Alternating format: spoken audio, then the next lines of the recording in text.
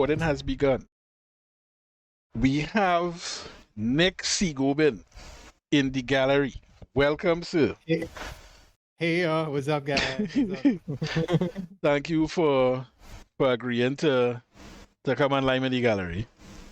Well, you twisted my arm, so I had no other choice. I mean, yeah, I could be persuasive like that. No, it's really a pleasure. I mean, like having a, one-on-one with Warren is it's hard to say no. You couldn't do it. So I mean, it's a pleasure, and thanks again for having me. Yeah, man. Yeah, man. All right. So we will jump in to the questions while we draw. So as I see up in the corner there, it had the prompts. So you just pick one and like yourself. Right. So let's see what's in this in the prompts. Yeah, man. So first question. I guess we don't have to go back to primary, but we can start primary. The schools that you've attended, learning institutions. Now you go back to the start of the thing. I don't know if YouTube is a school, but I mean, was YouTube wrong when you were a child? Well, it was in infancy, but it really wasn't. But I mean, for me, like really, like learnings and stuff, it started off with I would say a lot of personal, like things. I mean, like comics and books and stuff like that. That really kind of and like cartoons and stuff that really kind of got me into the whole thing. But technically, as far as education goes, I would say, jumping on to SBCS and they're like media and communication. Well, no, let me go back. So, yeah, secondary school. Where did you attend? Oh, I went to Couva Junior Sec, and after that, I did Marbella Senior, and then I did my A levels in Southern Community College. Okay, so you was all over, right? All over, from central to south. Nice.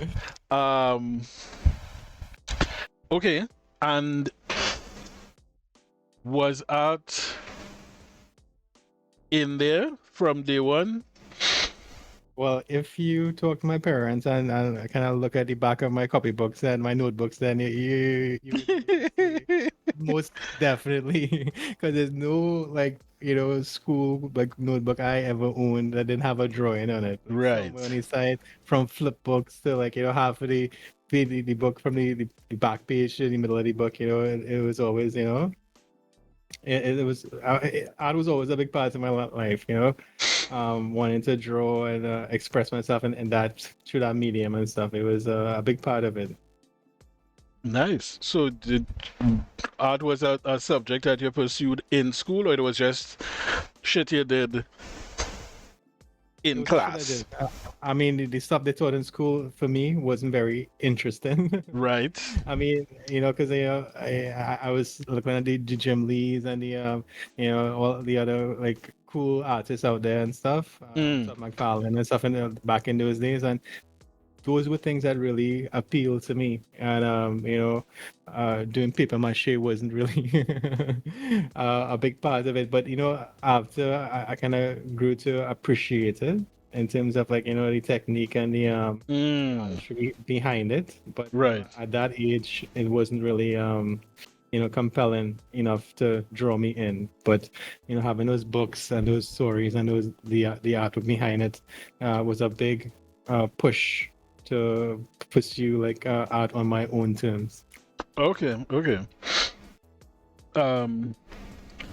So after you did O's, you did A's? You didn't do A's? I did A's. You did A's. What were the subjects you did for? Sciences, maths, physics, and further maths. Oh, okay. Yeah. I didn't fare too well though. At a point in my life, I had some other activities going on too. It was at that point in time, I really got into music, right? Performing and stuff. By the way, I did my grades and stuff in music. Awarded a grade 5 in music theory. And we started, my brother and I, with the assistance and great support of my parents, namely father. We started a band, a rock band. We Mm. even went to performing and as well as recording and studio, uh, like sound engineering, right? And that was a huge, quite experience. So I had a lot of things going on at that particular time in my life, right? That made the academics kind of suffer. So you were But doing I the mean, music stuff along with your school pursuits. yeah, along with school pursuits.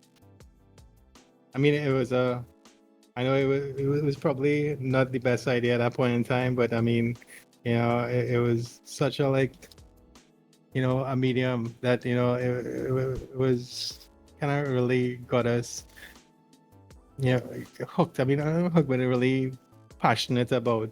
I mean, to the point that we were, we were recording music, creating like original tracks and stuff. We Yeah, put out. because when I was researching after I invited you and you said yes, I went and said, well, all right, let me Marco Nick business and see if it have any interesting things that I could ask during. And I was like, all right, a whole SoundCloud, what is this? Yep. So yeah, that's what we were doing back in those days. I mean, let's listening to music and trying to reproduce, the stuff that really appealed to us, and it kind of brought another level into the whole creative endeavor. And Mm, it kind of helped me see parallels between all creative, like expressions, whether it be like arts and or like the visuals or the the audio part of it, I think the music is about like expression and learning like different techniques to communicate different ideas and stuff, right? And building your own, whether it be visual language or like musical language, to express yourself. So I mean, there is like, I believe, like um a kind of thing about like the communication and whether it be in the visuals or the musical realm, mm. whatever. Yeah, and I know I'm not articulating that really as I should, but I'm trying. Yeah. Okay. So I mean, there's a question I ask a lot of people. Um, even now, what did you want to be when you grew up? Honestly, the thing that really kind of stuck me was a writer. I mean, that writing, crafting stories and worlds and stuff Mm, at a very young age. I mean, that kind of was alluring. Was something that I thought about and thing, but you know, I don't. I never really pursued it due to like my other activities and what was going on. I think it could be because of my attention too. right. Like I don't know if it's just me, but like I kind of like jump a lot to different things, and it's hard to like stay focused. As a young person, it Right, was right. definitely like a problem. But as I kind of got older, identifying the this as a weakness and stuff, and trying to plan and stay focused as an artist was a big kind of growing pains too for me. It's like being kind of not just like here or there, but being focused on a project or like a plan that may take months and probably even years. Just let's sit down and just be that should give that kind of dedication and clarity and vision, Right. learning to do that.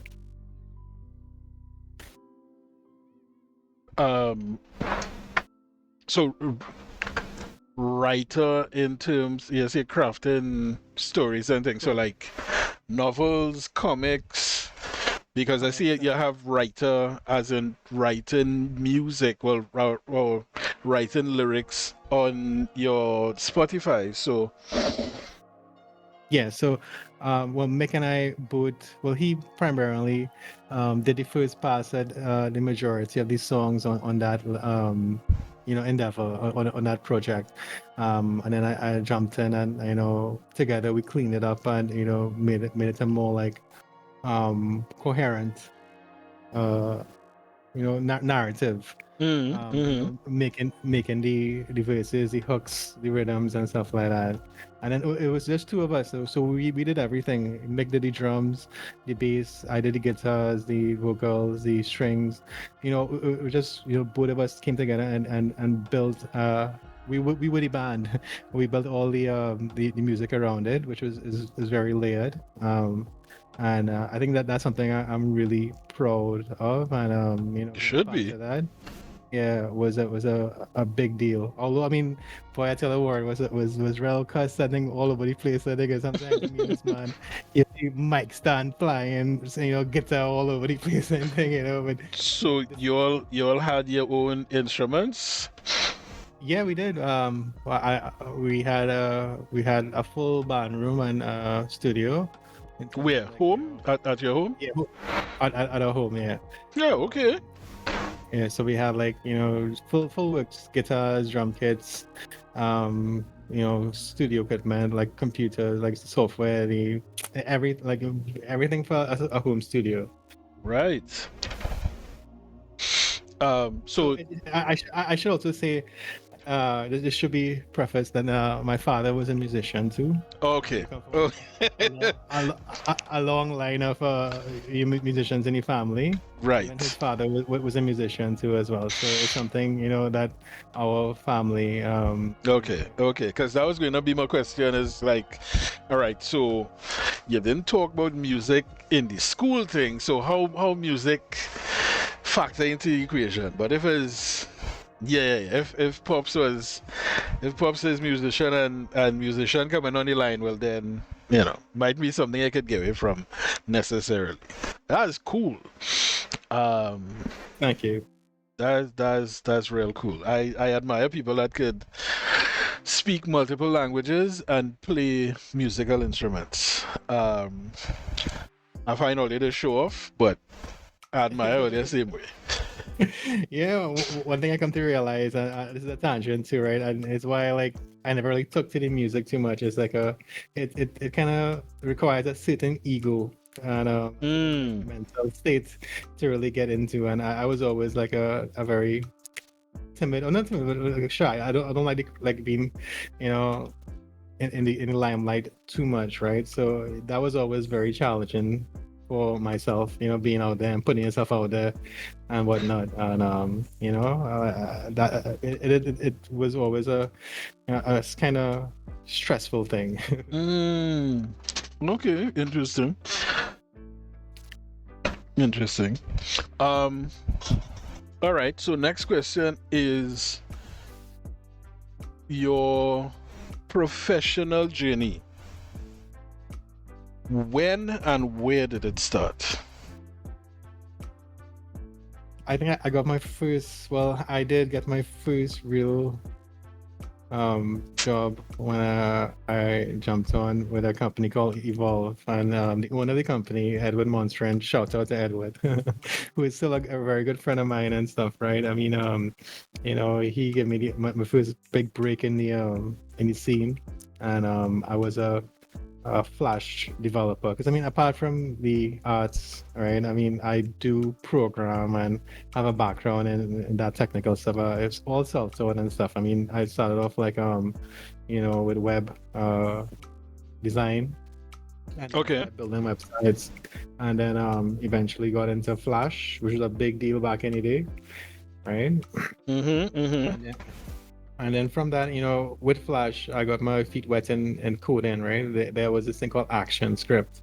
Right. I thought it was really cool, and the applications, being that you could build your own game and do your own thing and stuff like that, right? Which was very interesting, and like after I hear game because I mean I was a big gamer back in the day too, right? Oh, okay. From the days of the NES and thing, I really loved, and this was part of the story thing too. I mean, games like Chrono Trigger, Final Fantasy, and stuff, right? Those Mm. JRPGs was a big, thing in my life too. I thought it was like real awesome what they could do with that medium, games, having that like interactivity and story and stuff. So, I mean, that kind of got me into it, and at that point in time, there was Microsoft put out uh, a framework XNA, and I saw this a story about a young guy who built a game on his own, right? Since Mm. that, it's like why I can't do this too, like, and since then constantly trying to and without knowing my own limitations and stuff, and putting myself through all this stress. I think I know nothing about game development or anything like that. Right. So I want to build a game, right? And that has been like a thing for years now and stuff, right? Constantly trying and trying to build out these things and these little applications and stuff. But it's a lot of work, and that was my like fascination with games. But back to the story, right? So Edward evolved in the media, right? Started my career as a Flash developer, building Flash modules for websites and websites using the Flash platform. Mm. That was my first real, step into the professional, creative world, designing and developing those Flash websites. Okay. And when would that have been? That would have been probably 2009, 2010, I believe. Okay. Yeah. At what age? How old was I? Well, like, I've been like, oh gosh, you make me do some maths here now. I would say mid-20s. Right. Okay. Yeah. And after that. After that, I kind of bummed around a little bit. I mean, bummed around, but like, floated around. Worked for a few signage companies, right? And with those signage companies, I got a lot of experience, and like where I started off in digital and stuff, I got a lot of experience in the print media, right? Doing signs, doing like wraps, all this kind of like for vehicles and thing. So like I spent about a few years, like two years doing that, like going to different companies and working as a freelancer, and sometimes being on like a permanent graphic designer. And it was really cool because I think that whole endeavor kind of got me in meeting like a lot of designers in the field, and a lot of like gems. Like I remember particularly this one gentleman I met, Desmond Fernando. He was a kind of older gentleman. At that time he was around 50, I think, but he had worked for Republic Bank, and he had done his like circuit and stuff. But he was the head of design for one of the signage companies, and learned a lot from him. In terms of like print design and stuff, and I'm very happy I went through that process. After that, okay, sorry about the background. I have some doggies in the back there.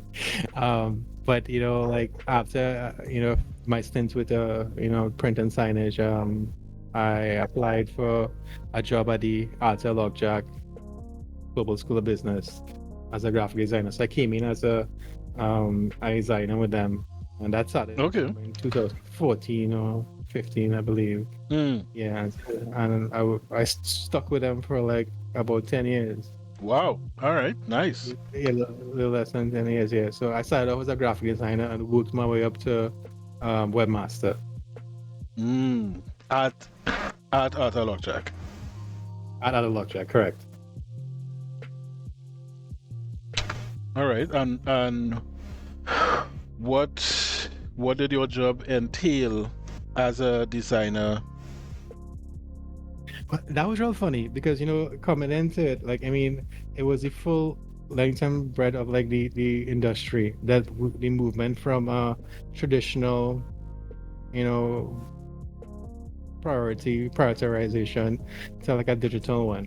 All right, so I came in when like the traditional print was king, right? And digital was just emerging. And truly, my stint over there, digital became like the thing, right? You need to have a good website. You need to have digital marketing. Right. That was big priority. So I saw that shift between, the classic designer and the digital designer. Unfortunately for me, I had my feet wet in digital already. So, you know, coming from a design, like background, sorry, a digital background, who then, specialize in design, it was very, how to put it, favorable for my skill set, Right. which So it would have been helped me. easier for you to pivot than somebody Exactly. else. Right. But I mean, I would say some of the people I met over there were like phenomenal. I met like two of my like up to this day like really lifelong friends, Chris Harry Charan and David Phipps, who are like excellent designers. I mean, and I learned a lot from them. I mean, when I Yeah, came I went to school with David. yeah, David is like a brother right now. But I mean, like we went through so much and thing, and he was like from day one. He was like I mean, I think I was asking David how do you export a PDF like the correctly, Right. and like, this man was like he was a little reluctant and thing, and why you here? Like like kind of Yeah, but yeah, yeah. he was very helpful, and he kind of guided me through a lot of the Good, good, good. the learning. So I mean, since that, I mean, I always had a lot of respect for David and Chris, because I mean, both of them were like you know, very. They came from two different backgrounds. Chris studied abroad to be a designer. David, was did the old school, the from the ground up, Yep. down here, and getting those two perspectives, and those two like you know uh, their approach to design was, I think, really helped me, kind of get into design a bit more. Like, I want to say design, I mean like graphic design. Yeah. I think my experience, they kind of like helped me strengthen up my design skill, which ultimately helped me figure out you- like the animation, motion design and stuff a bit more, so it made those things a bit more easier for me, right? So I mean, everything was experience, and I think once you open yourself up to people and what they bring to the table, and have that humility in you, Mm-hmm. you could always learn. There's always something to learn out there and stuff like that. And you must not, I mean, you can't always approach it with your glass fill kind of thing. Your Yeah. cup is always, you can always take more. And Yeah, yeah, yeah. Yeah, and you gotta be I think humble and understand that you don't know everything. exactly. And even somebody you might want to look down upon could teach you something. So be humble and you'll go far. I agree. I agree. And I think that approach took me a long way, because I mean, because I wasn't really formally trained and stuff too as well. I always had a kind of like a, how to put it, insecurity about my work, and when I'm putting out something, and Mm. I'm very critical of what I do. So I mean, for someone, I always like kind of double think and triple think and stuff. So when I do a piece, like it's a lot of overthinking behind it and Right. stuff. So I Yeah. think I think that kind of helps me be my own critic. Put out work of I wouldn't say, I mean, the best, but I mean like it's my better self. Yeah, yeah, yeah. Definitely. Right. So after, are you still with Atalog Jack? No, no. After the Logjag, I went off to pursue my own company, eFoundry Digital, where I wanted to focus more on the animation and the creative side of things. One of the um, turning well kind of points in which we kind of transitioned was we got like a pretty nice, a great opportunity to work with the BCRC, that's the Basel Convention in Trinidad, to do a campaign, a regional campaign for something called POPs, right? Persistent organic pollutants, where we created like a short series, animation series, as well as print media, a digital game, and a bunch of other things, right? Okay. So, so that was like a jumping off point for eFoundry, where Mick and I came together, and we executed the entire thing, along with some friends. I mean, my old boss at the university, the Montas. It was a project with the Athalog Jack initially. Oh, okay. Yeah, I mean, the initial thing was she kind of like sourced out some key individuals and stuff, right? So we did the initial product with them, but the BCRC liked what we did so much they brought us back on to do a few more animations. Where we did after Stop the Pops, we did another series called Captain Minamata, and we did a couple other like extensions to the Stop the Pop story. So that was the jumping off point. After that, we focused on animation and interactivity, primarily web work and stuff. But because of the market in the Caribbean, most of the work you'll be getting is web stuff, right? Right. And mostly like corporate. It's not like extremely creative. So I would say you have to make the market for yourself down here, like build your own product, and that's what it took me a few years to understand. So that's where my head's at right now, creating like products and stuff that is like highly creative but is marketable too.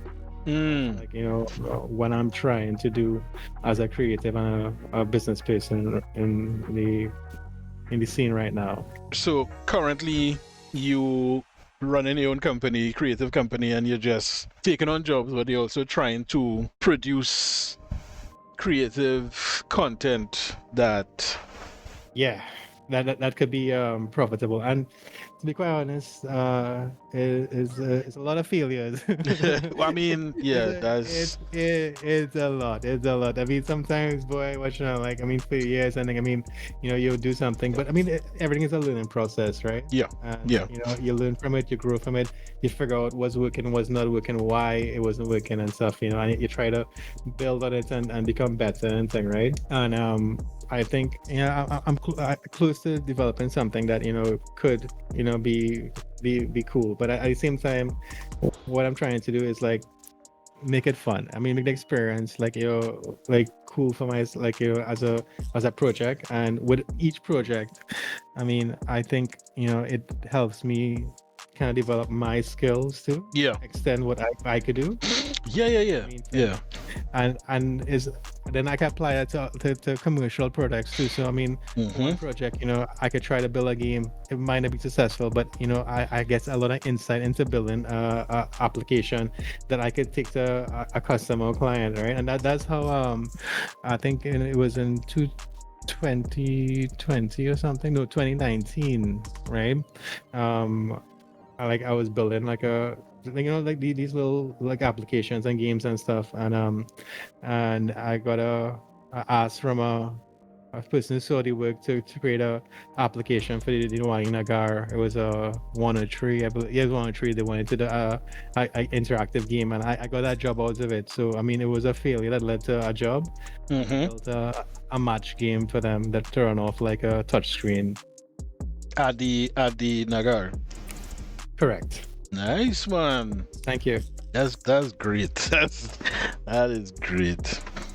All right. I don't think it's like failures, it's how you look at things. I mean, you could get like depressed and thing, but like everything is a learning experience. Yo, it's part of the process. Yep. Part of the process. All right, so let me see what else I can ask you about your business. All right, well, as we on process, the next question is, what is your creative process? Like, how do you go about, making shit? Well, I was gonna have this like long joke about AI and thing right now, but I think people might take it too seriously. Yeah, you might get some pitchforks and but and flambeau.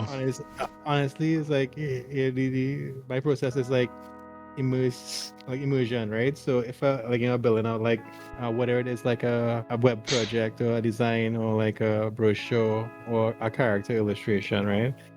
First step is references. Like I'll ask the client if it's for myself, and then I'll figure out what I'm trying to communicate, what style I want to communicate that in, and then look at artists who succeeded in the same vein, right? Who did something that I think or is commercially successful, and it could be not. It could be visually, like says what I wanted to see, right? Right. And like just like immerse myself in like the works and get the inspiration from there, and then from that, you know, take a stab at it, right? I mean, when I say immerse, I mean like I would just like look at all the pieces, try to redraw them in that style. Look at how like the flow, the colors. I'm talking about the illustration here, right? Look at the technique, look at the visual language they use to build characters. Like for one example, I did like some character design for a project. I mean, I can't talk too much about it, right? But it's like they wanted to like a Caribbean feeling, like, and they wanted to like have like characters that you would meet down there and anything. And I thought Craggedy Creek was a nice visual style, because I mean it has that kind of like how to put it, like colored person aesthetic, right? Right. For lack of a better word, right? And I really love how the artists like have these kind of nice soft shapes, and it seems organic, and it seems like friendly and things. So I thought that was a excellent jumping off point. So I looked at the some of the artwork for this series and stuff, and similar series that follow that veins. Like Steven Universe was a pretty much similar art style and stuff. So I looked at those as inspirations. Yeah, well, some of the stuff that I saw from you reminded me of. Granted, I've never watched even one episode, but Adventure Time was the first thing that came to mind when I saw some of your work. I love Adventure Time, right? And so, but that was for another project. That was for like my card game I'm trying to build. Right. Okay. So that was highly inspired by Adventure Time, because when I try, I'm looking at the project, I'm thinking, okay, so this is for like of that generation who probably watch Adventure Time, but it also has that kind of like hand drawn, natural kind of like and it's hard to really pinpoint, but it has something that I want to convey. It's like it's like that particular like not total professional execution, but is like appealing kind of thing. Yeah. To more organic. Exactly. Yeah. That was a big like a motivation. And so I took that art style again. I went through like the full works of the artists behind the show and stuff. Look at how they draw the visual language, and then created like my own thing from that. And that is basically I for me like a big part of like art and stuff, right? You don't like try to reinvent the wheel, but you build on the shoulders of those who came before you, right? They develop like systems, develop like structures and fundamentals. When you look at design, I mean, you're not going to design a whole new grid system and stuff to make something work. The system already exists, right? Exactly. There's color theory out there. Why would you go and design your own color theory? Like look at what was out there, look at literature, and build off what these guys built. And the same thing too. You look at the visual, the visual language they use, the styling technique, and use it to communicate your own ideas and things too, right? And that's the way I approach it. Right. Okay. This one would go all the way back. So I guess we mentioned it in the pre-lime when we were setting up before the recording, but we would have crossed paths at SBCS, where I was lecturer and you were student. Correct. Way back in the day. I said too. So yeah, you were like one of my first actual design teachers and stuff, and it was quite an experience, because I mean I thought one of your class was I'm not just saying this, like I mean, but it gave a lot of practical information and insight into the whole and like what I will be doing eventually and stuff. So I mean, like, who knew? Who knew? Right? You never know. So my next question, because I think this is something that most students at whatever age, in whatever field, um, they sometimes struggle with. So, how are you with time management?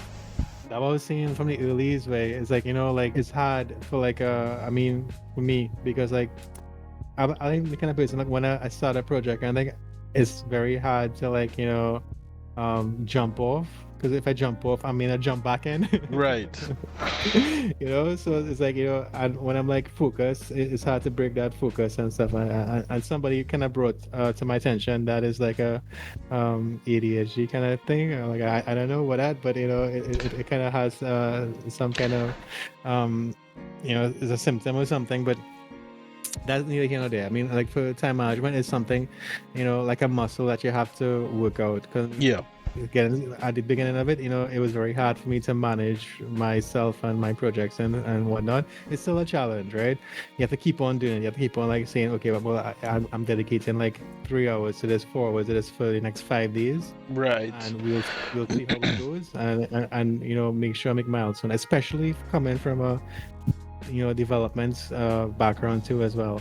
That's right, because there'll be a lot of deadlines. Correct, and it's like projects that is like with huge scopes, right? So you can't just say like I'm going to do everything on Tuesday and let the chips fall where they may after that, right? This is like when we meet our first milestone. This is second milestone too. Right. As well. So you have to like have that kind of like a hat on, right? Yeah, it'd be thinking about projects like that, right? And you have to think about like when this feature is completed, that it fits into that feature 2 weeks down the line, and after 2 weeks down the line, that feature is going to fit into the next feature, right? That relies on something right from that one. So thinking about projects like that, it kind of helped me with my design too as well, and my creative work. So like I would say, okay, so I'm building out this project, right? If I build this piece of asset here, right, then I'll have something to build the brochure. 2 steps down the road, and after I have the brochure, I can have those artists to build a website. 3 steps down the line, right? So I'll think about a project like that, think about how I'm going to spend my time, what are the most critical things to do. There was something called the Pareto principle, right, where the broader strokes, the more meaningful strokes add up to, look at what you could do to knock down 2 tasks down the line, right? And that's my approach. So like I would think about a project, like attack the most critical one first and put most of my energies on getting the broad strokes finished first, I think. Right. I hope that I know I deviated a lot there, right? A lot, and I apologize for that. But I think as far as time management goes, it's something that you have to keep on working on. I think as creatives, we don't like really. It's not something that comes natural for us, but it's something that's very important in your work and our work, our industry, and the sooner you could implement some kind of strategy to help you, better for you. Right. I mean, I guess that covers both the process as well as management, time management there. So 2 birds with one ramble. Yeah, that's what we're saying. Yeah. All right. So this is a question that would be somewhat unique. In terms of it is not a question that I can ask every guest to the gallery. What is it like having a twin doing similar things as you? I mean, fallen mode. No. It's a really cool thing because I mean, it was kind of it's kind of like competitive, but it's also kind of gratifying having that like someone who understands the struggle and stuff, and they could give you insight and having a support too as well, right?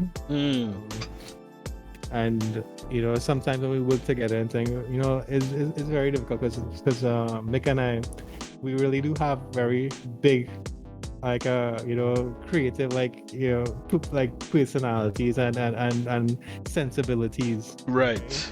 And so that's something that although we're twins, he has a particular style and my style is particular to is different to his, right? And the way he would approach something it may not be the way I will. Right. And because of that, we kind of butt heads a lot and stuff. But as we grow older and stuff, we kind of like simmer down and start listening and understanding and stuff too as well. And I think one of the big things about we designers is not taking things too personally. Right. Yeah. You definitely cannot afford to do that. Take things to confuse criticism with being an attack on yourself. Yes. Personal. And someone's giving you a pointer is not a attack on you. You separate yourself from the work, because when you leave the work, is you and take things constructively. So I mean, yes, we have a good understanding. We have our problems, but at the end of the day, I think we have enough in common to really kind of like work together and put out good stuff. I think Subway Pubs and those projects kind of voices that, right, as well as our musical endeavors, kind of like shows what we could do together, and I think we did well. So the company, both of you produce work for the company? Yeah, but although recently, and well, as of now, we do separate things. He is more of an animator, motion graphic artist, whereas I am more on the development side of things, right? So every now and then our paths will cross paths. Right. but we will sync up and have a project we could work on together and whatnot. But other than that, he does more the animation work and stuff. Okay. Big thing, I will jump in, but other than that, he sticks with animation. All right. So my next question: who is the better artist? I would have to say myself. But I would. Obviously, I'm going to ask him the same thing when I get him. Obviously, but Nick is very talented, and is different styles, and I think for what he does and stuff is amazing. He's amazing character illustrator, motion designer, and I think our styles are similar but a little different, but definitely me. No, both of us. Well, I mean, I would say we are on par. Sure. Okay. This is so I get a Christmas gift this year. Seek your own interest. I understand.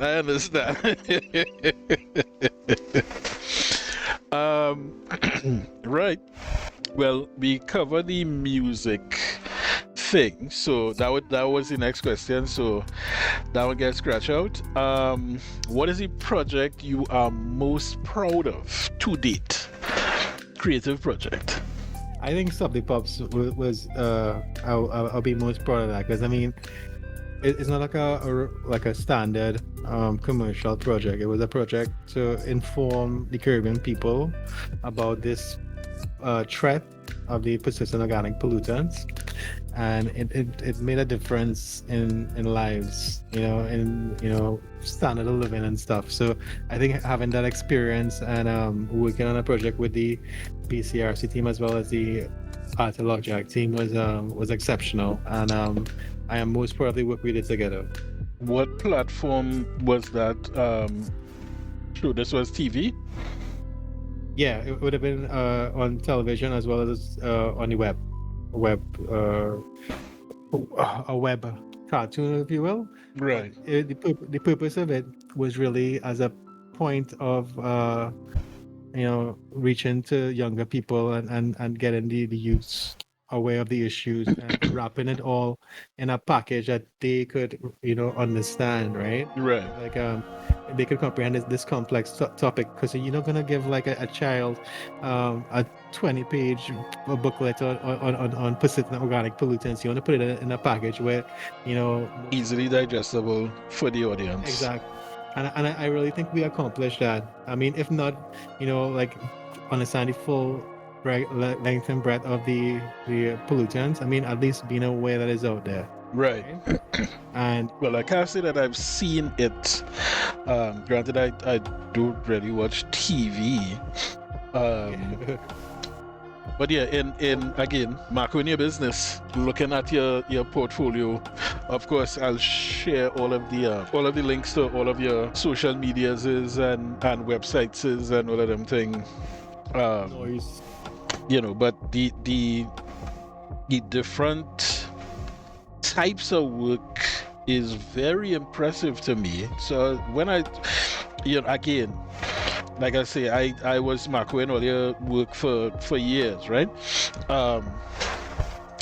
And one of the things that stood out to me was you have different styles in terms of your illustrations, in terms of your character designs, character illustrations. You have different styles. So Explain. we will have to mention, I guess, our interest in Street Fighter. Oh yeah. Hence, And we have a new character out today. yes, not only a new character, because me really care about Street Fighter like that, but Mecha Zangief, hell yeah, been waiting on that shit. Yeah, man. It's like so like. We'll get a Street Fighter like right after as soon as you're ready. I think that's a huge conversation, right? Yeah, by itself. But I remember when I had done an illustration for when Akuma came out, and then you did 2 different illustrations, I think. And it looked different. And then when Sagat came out, I did an illustration, and then I saw you did one as well, and that one looked different to the 2 Akuma ones you did. At least one Akuma in particular looked very different to your Sagat and another Akuma. And then you were doing other stuff, so there's a Maui that you did, which was different. Then there's a Flash that you did that looked different.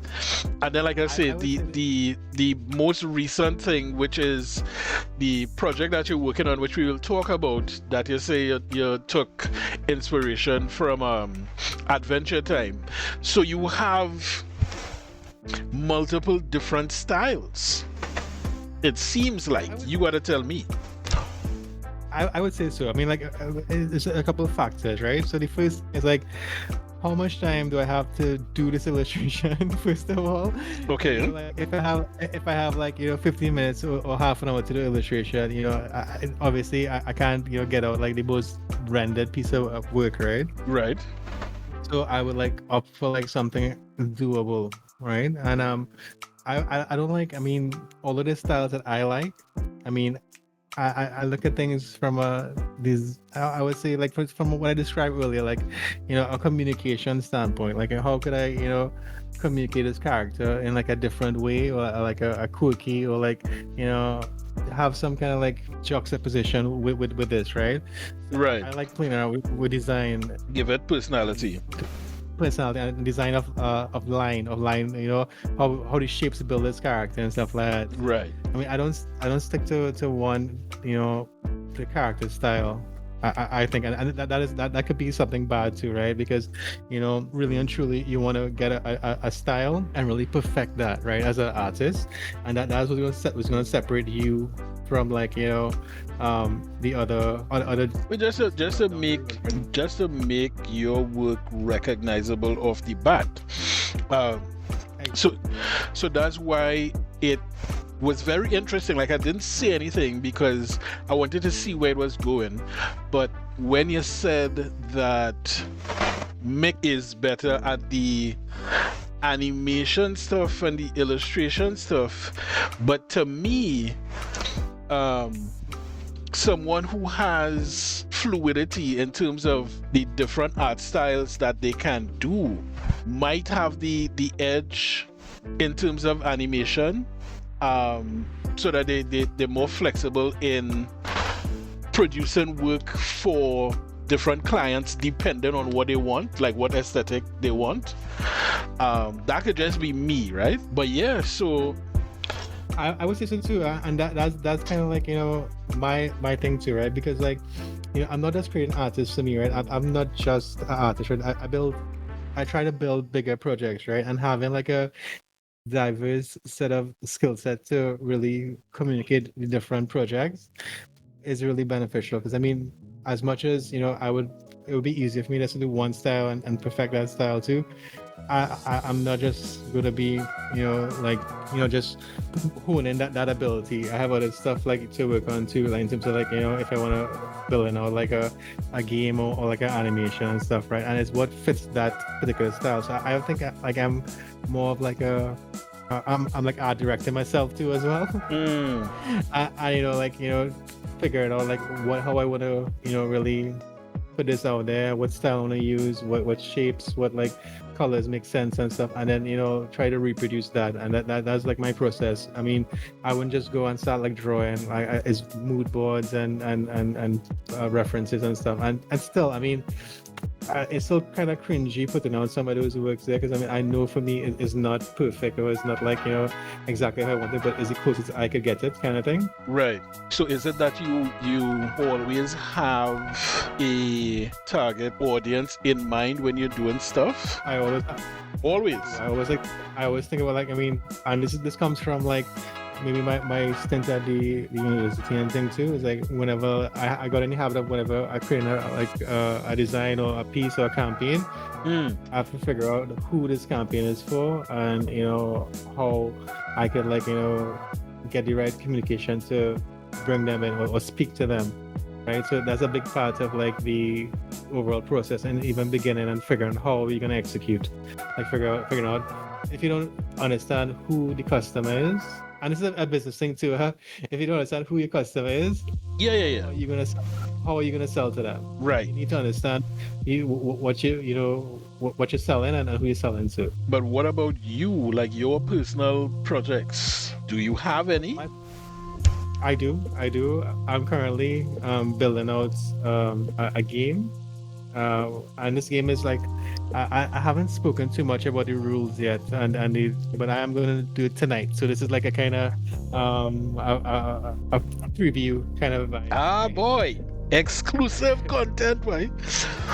And yeah, exactly. So I mean, I didn't want to put out too much as yet, because like it was still a work in progress, I think. But what I'm planning to do is like building a game that really takes inspiration from all fours, but I wanted to make it more accessible, as well as bring light on the Caribbean culture and stuff, right?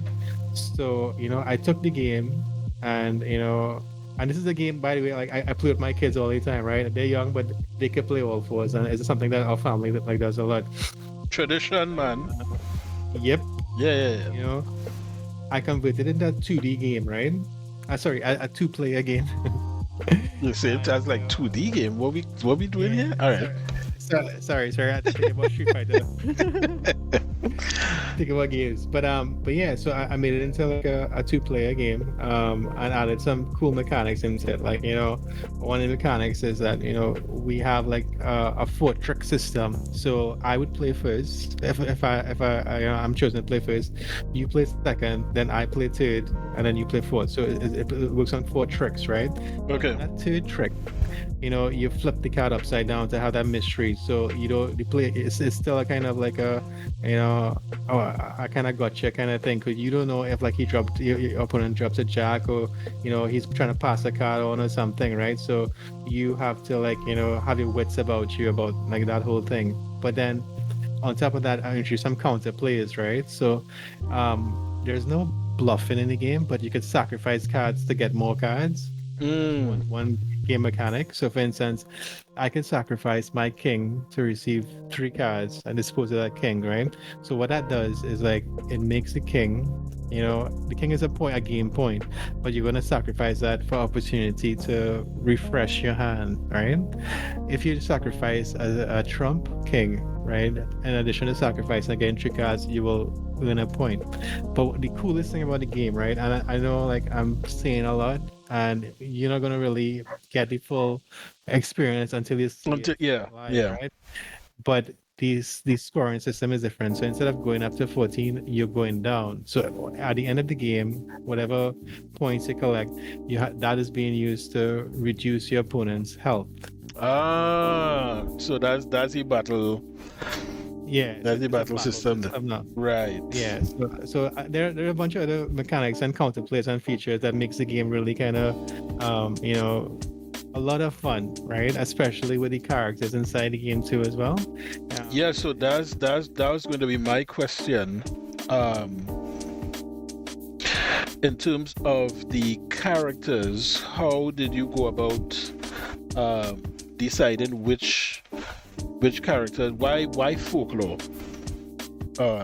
Because I love the mystery of it. When I was a kid growing up, hearing my grandparents and my parents talk about these supernatural beings from down the road to go out at night, or there's something living down there and thing, right?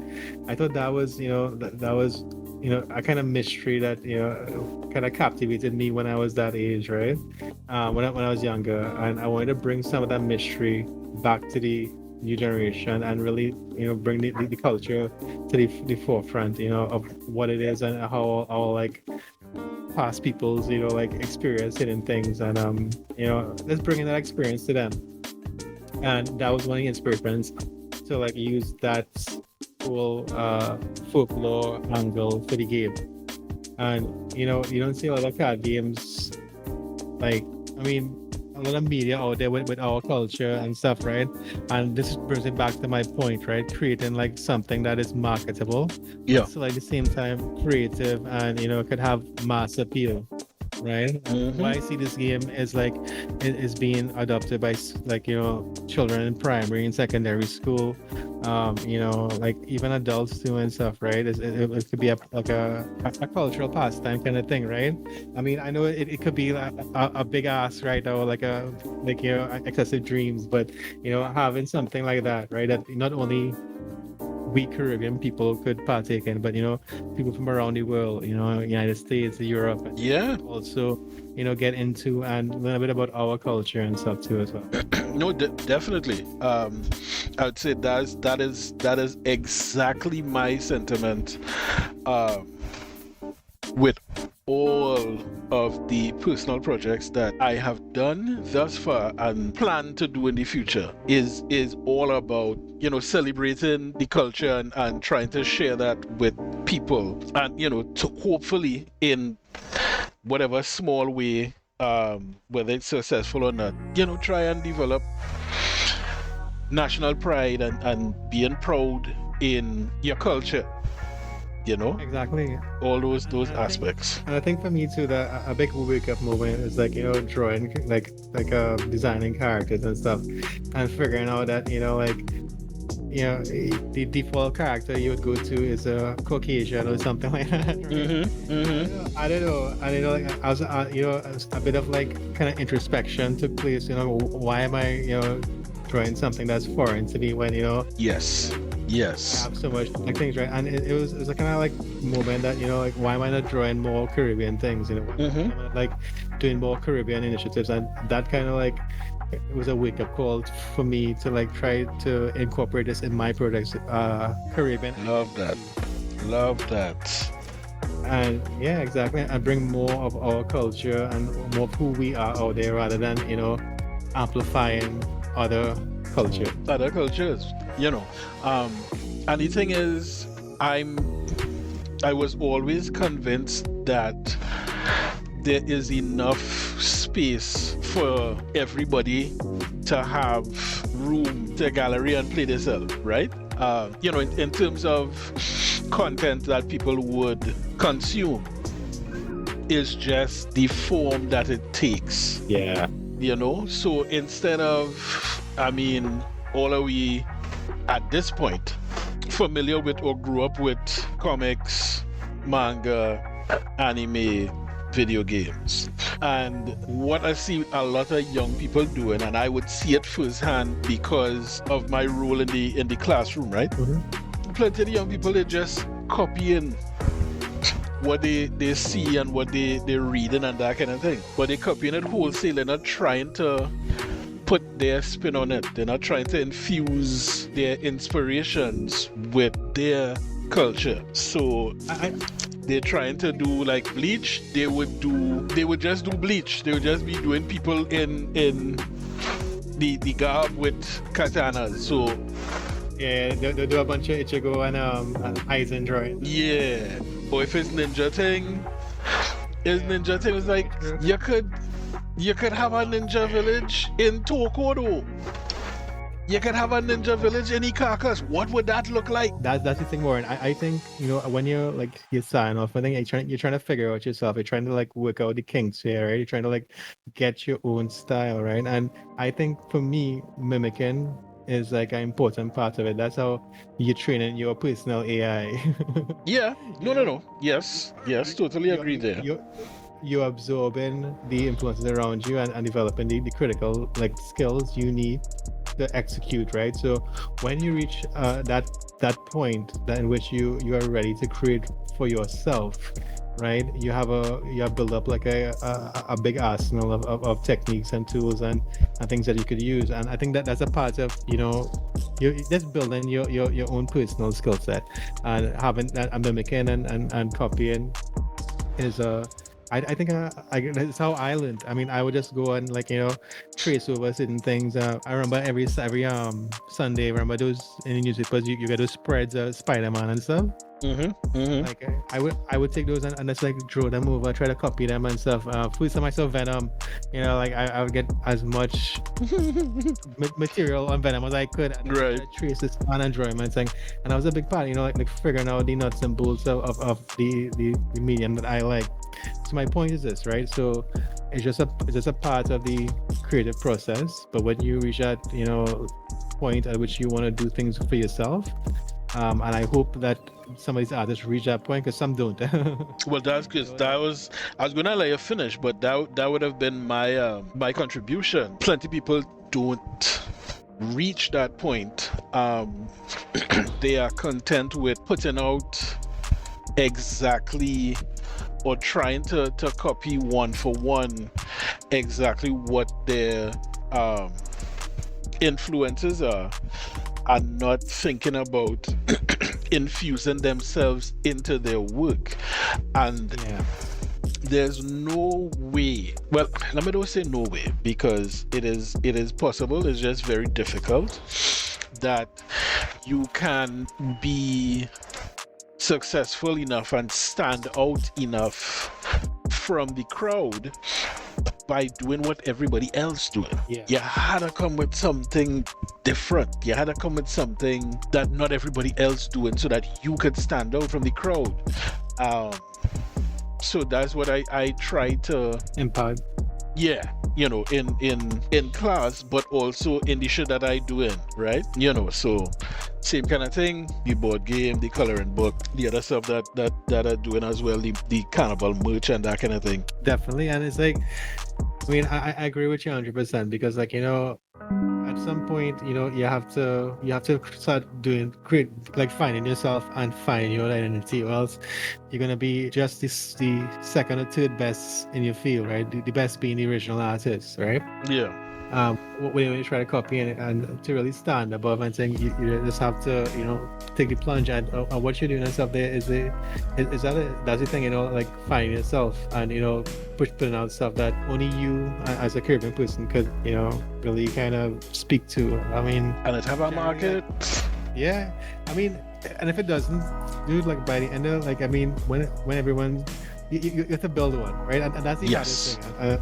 Let me tell you something too. It's like, and that's why a lot of young artists kind of swarm, because it's working right now. Is that the animes have an industry, right? So they get in this you know, this experience and feeling these things about it, and trying to mimic their heroes and whatnot, right? But until we build our own industry in the Caribbean and get something going, you know, like there is no alternative for that. They have to like seek like cultures out there to, you know, learn from and develop themselves. Right. All right. So coming on to the end, we answering questions before before time.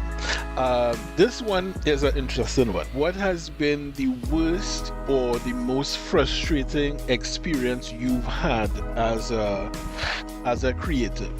You don't have to call names, but Yeah.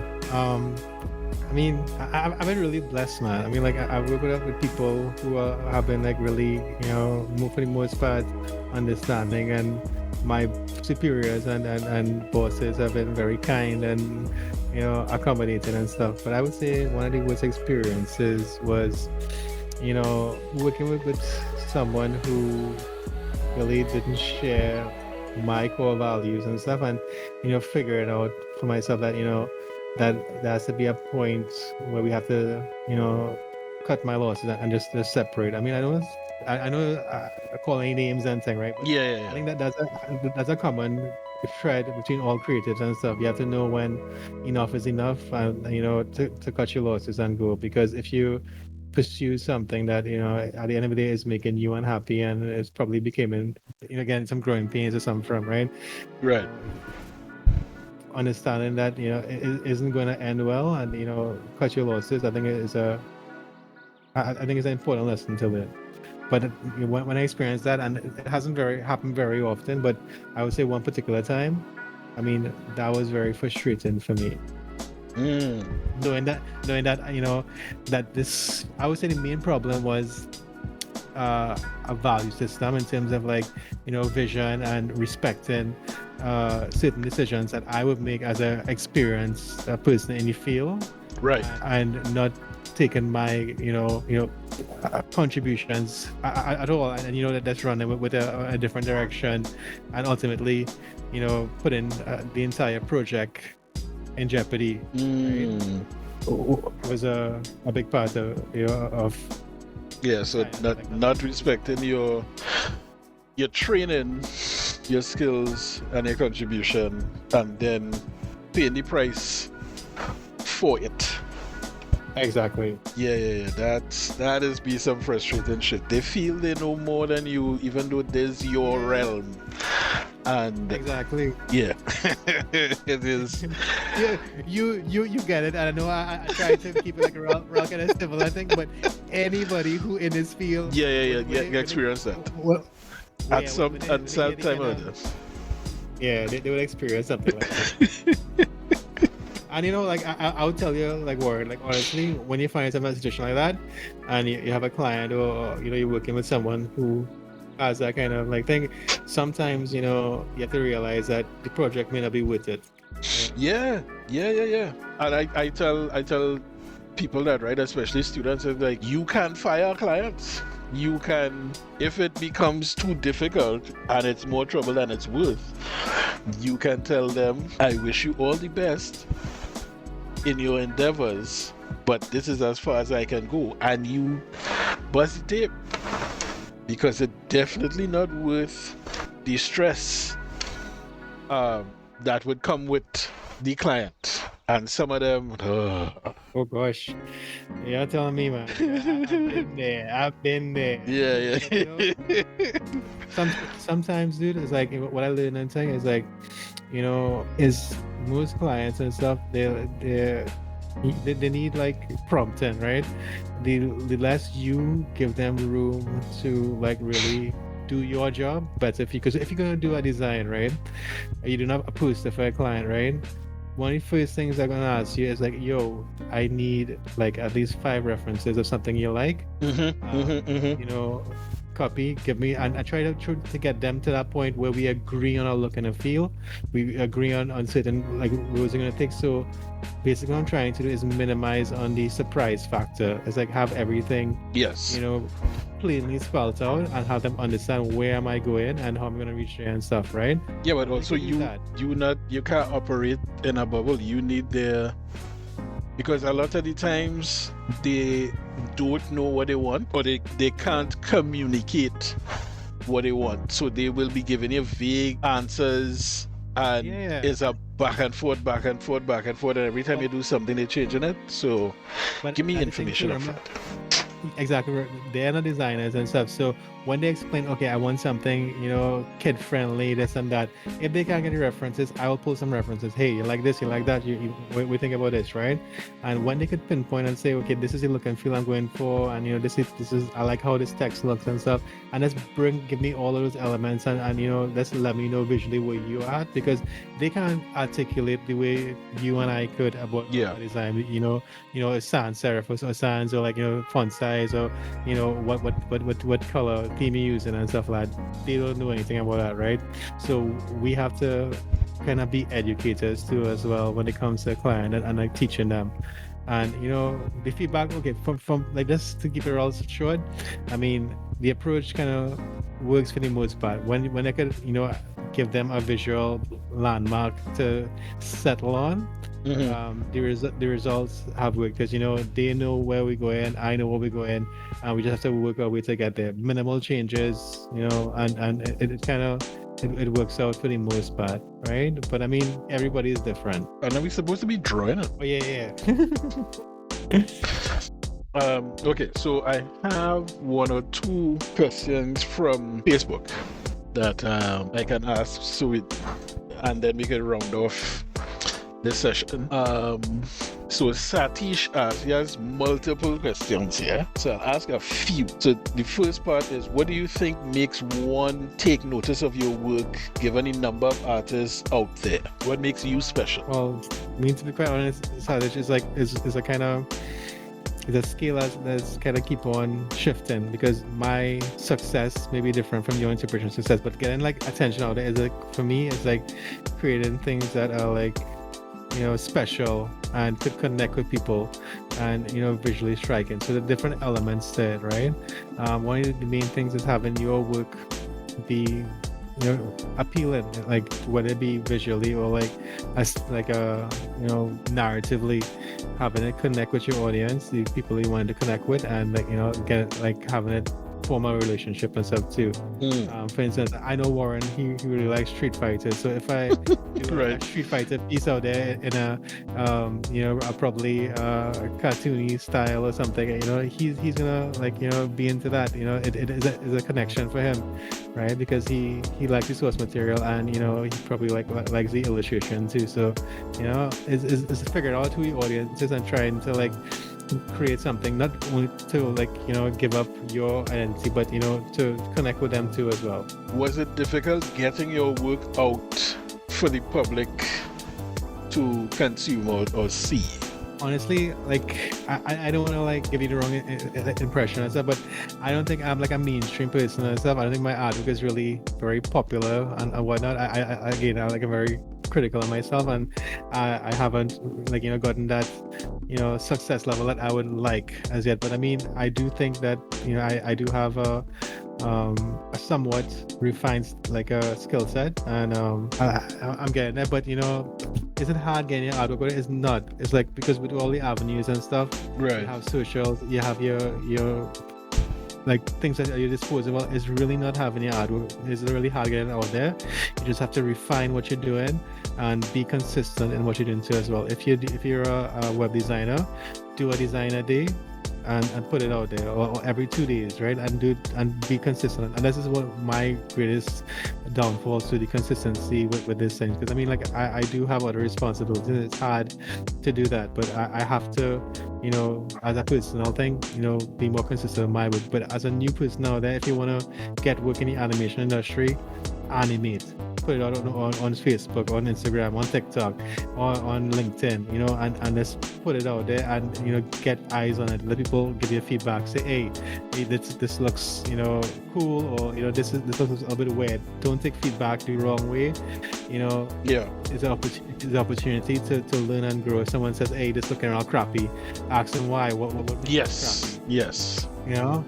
Get your feedback, and that back and forth, that feedback loop is going to help you in the long run. Agreed, very much agreed. All right, and I guess this would be the last one to close off from Christian.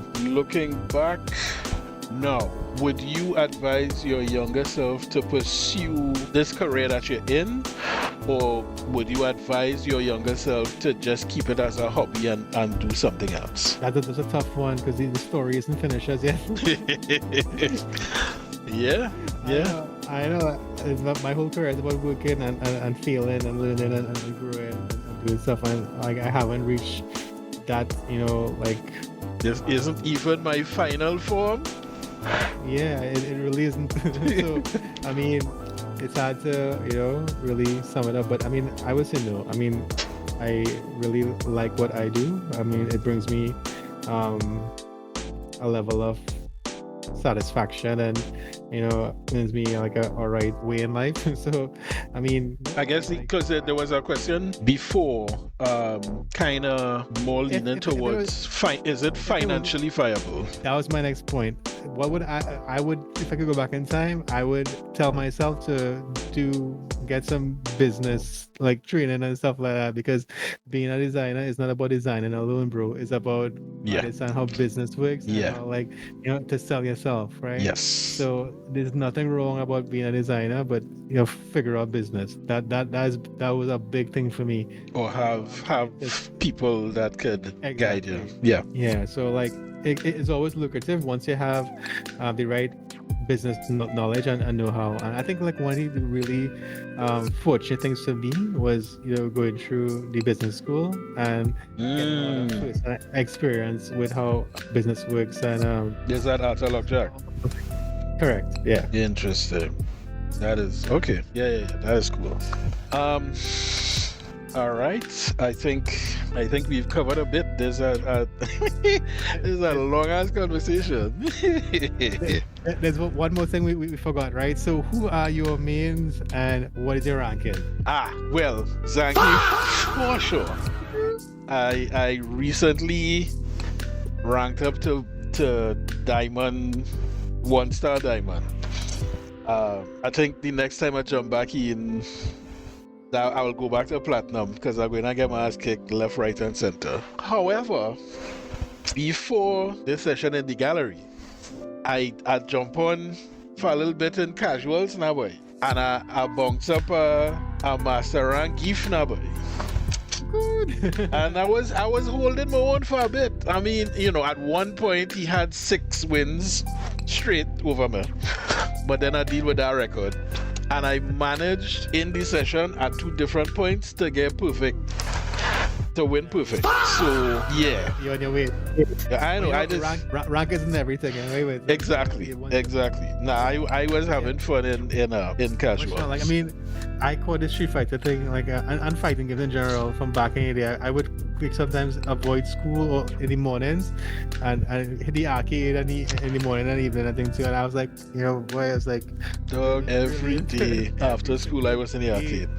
And on a Saturday, I was there. I used to live in the arcade. I remember like on a Saturday after lessons I in the arcade, my friends asked me to like begging me to go on lime and drink and I played game. It was so bad. Warren, I had a date, boy. Right, I was in the mall. And my date find me arcade playing Street Fighter 3. Wow. I mean, it was one time. I was killing time. I was killing time, but I lost track of it too. Hey, dog, no judgment here. I fully understand. Who is your main? My first main and first master was Lily. And why I like Lily for is like, I think, right? I don't like Lily people, boy. She was an Alex. She has all Alex so I was an Alex main in Street Fighter 5, right? So she took all of Alex's like moves and stuff, and Alex is basically an evolution of T-Hawk, right? So that was her gameplay. That's why her gameplay kind of was natural for me in the earlys. But then I moved on to E Honda. I mastered him too as well. Damn! How many masters you have? 3. Well, shit. I do my 1. but right now I'm fighting up with Sagat. But like I reach a 4-star Diamond right now. I want to reach like I don't have time right now. Like so I mean I kind of give up on it a little bit. But fortunately, when you master one character, right, and you do the trials and you just get bumped up to to diamond quick. Automatically bump up to diamond like 3 and 4 and things. So that works out. And before we go, right? I know we talking about Street Fighter. You know this guy here? He looks familiar. Yeah, of course. Uncle, yeah. Uncle Iroh. So that was me for the anime picks. And I think this guy has a really good philosophy on life and thing. And every now and then, I think about this guy. And you remember the episode with his song and his son and stuff? Of course. These are there. That's every. I don't know, dude. It's like sometimes I'll tell you, like just pure like nothingness. I'll just hear this song and be humming along. I think because it's so impactful and that power story. Yes. Art, and yes. This guy was a big part of like I think for me growing too is like his philosophy and stuff. To this day, if Uncle Iroh wouldn't do it, I wouldn't do it too. Right. What would Uncle Iroh do? Exactly. Yeah. I can fully understand that. I mean, well, as you see, Luffy, Monkey D. Luffy, glad man right through, and just like meat nabby. Pause. Yeah. That come out wrong. I don't care. It is what it is. It is what it is. Oh shit.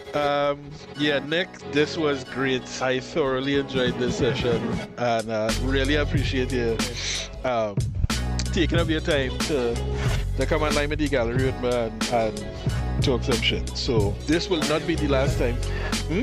For sure, I hope so too. It was a pleasure. Thanks for having me. I know I should focus more on drawing and other things. I mean, we get a full page, so yeah, that's too bad. It was good. All right, so until next time. Take it easy, and to everyone out there, be cool, be Iroh. Be Iroh. Be Iroh. I like that. All right.